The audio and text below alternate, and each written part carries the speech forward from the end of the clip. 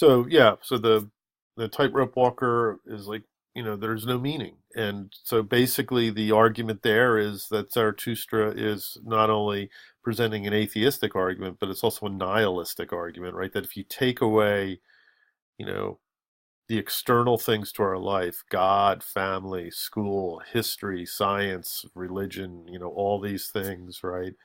Then, things that we strive for, things that we are recognized and rewarded for and with.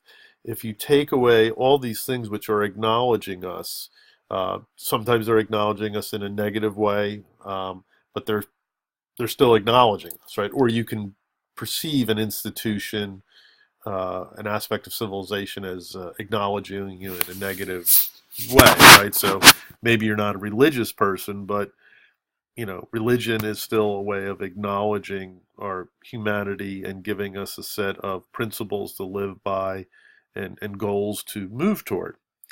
And so that's all taken away, right? Or that's how the guy, the tightrope walker, interprets what Zarathustra says. And, he's like, well, there is no meaning, right? So it's sort of a nihilistic existence. Zarathustra's response, though, look at what he says on the next page. Not at all, said Zarathustra. You made your vocation out of danger, and there is nothing contemptible about that. Now you perish of your vocation, and for that I will bury you with my own hands, right? Uh, and then it says, when Zarathustra said this, the dying man answered no more, but he moved his hand as if seeking Zarathustra's hand in gratitude. So it's left a little ambiguous there, right? So Zarathustra comes back with a response, right? Don't fear, uh, don't fear, this sort of atheistic conception. Don't see it in a nihilistic type way, right? See it this way, right? When he says not at all, right? You made your vocation out of danger, right?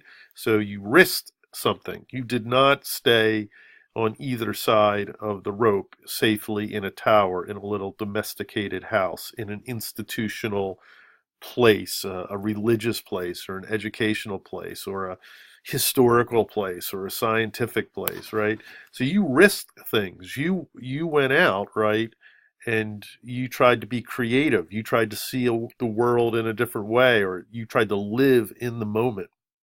And you happened to die because of that. But, that was your job. That's what you made your vocation. And that's a great thing. There's nothing contemptible about that, right?